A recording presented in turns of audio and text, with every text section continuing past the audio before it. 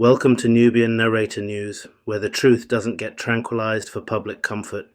We don't do soft language or government-approved slogans. We dig deep, we call it what it is, and we name names. Today's target?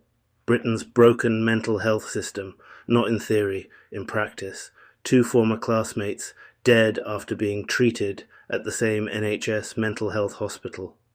A trail of bodies, unanswered questions, and institutional neglect dressed in clinical language. This isn't care, it's containment, and this country is running a system where survival is the exception, not the outcome. Let's talk about Goodmayes Hospital. Let's talk about how many more it will take. They say the NHS is a lifeline, but at Goodmayes Hospital, it's more like a disappearing act. People go in for help and come out in coffins, if they come out at all. A hospital where the only thing being monitored properly is the tea break rota. Let's not dress this up. Goodmayes isn't a place of healing. It's Britain's polite little asylum of indifference. Alice was 22. She asked for help. What she got was death by clipboard.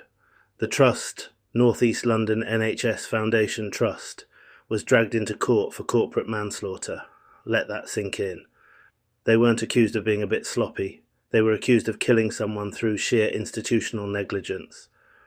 Acquitted of manslaughter, yes, but convicted of serious health and safety failings. The kind of corporate poetry you write when, oops, someone died doesn't quite hit the legal standard. 3 years later, Caris. Same school as Alice, same hospital, same conclusion. She attempted suicide, was taken to Goodmayes, assessed in less time than it takes to make a sandwich, and discharged faster than a dodgy kebab. Within the hour, she was dead. Less than 60 minutes after a mental health professional decided she was fit to go. 2 minutes she had to read and sign her discharge paperwork. 2 minutes to sign her own death warrant. She'd told her mum the ward wasn't safe, that staff were asleep, that she wasn't being watched. You'd think that would raise alarms. No. What it raised was a cup of tea, a yawn, and another risk assessment buried in a drawer. These weren't just oversights, they were routine, systemic.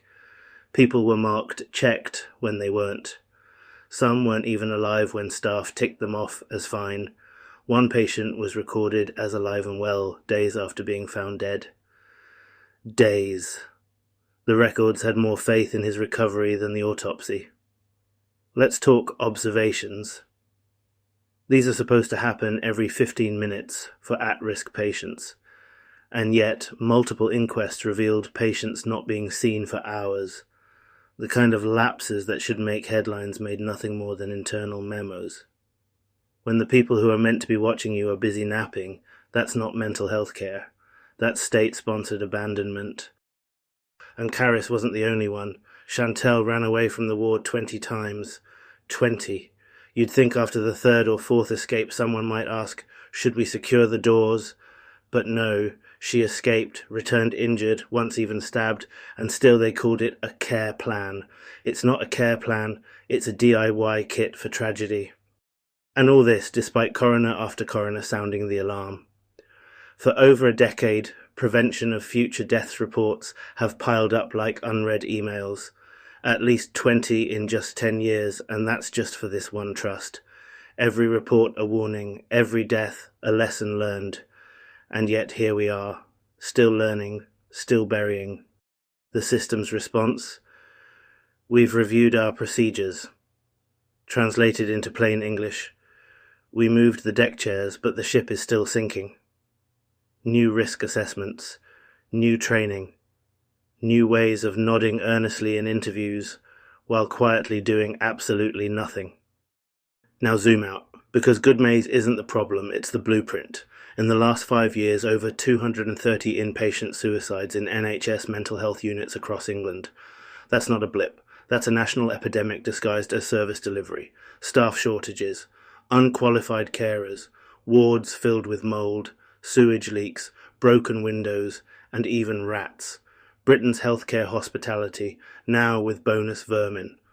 More than half of patients say they leave hospital worse than they arrived. That's not care. That's detention. You enter vulnerable and leave broken, if you leave at all. The NHS proudly chants, "mental health matters," while housing patients in conditions that would shame a prison. And when people die, they don't fix the system, they just refine the apology. And let's not forget the private sector, because it gets even more grotesque when profit enters the room. The Priory, for instance, rakes in public money by the truckload, yet somehow manages to double its death rate. Their contribution to mental health, turning crisis into revenue, their motto should be, now with 40% more fatalities. You want to know the real reason this keeps happening? Because no one is afraid of consequences. When a patient dies from neglect, nobody loses their job, nobody is charged, nobody gets publicly dragged. The Trust issues a press release. The media reports it once. The minister says, "We must do better," then silence, until the next one dies. We've created a mental health system where lessons learned has become a euphemism for they're dead, but let's not talk about it too much. Imagine that in any other profession. If 230 people died at the hands of one industry in 5 years, there would be inquiries, resignations, criminal prosecutions. But because this is mental health, it's treated like an unfortunate inevitability. Let's not pretend the staff are always the victims here. Yes, they're overworked and underpaid, but some are asleep on the job, some falsify logs, some actively ignore patients asking for help, and they keep their jobs. The bar is so low it's underground. If your only qualification for watching suicidal patients is a pulse, we've already failed. This system is not broken. It's functioning exactly as designed. It doesn't prioritize saving lives. It prioritizes ticking boxes.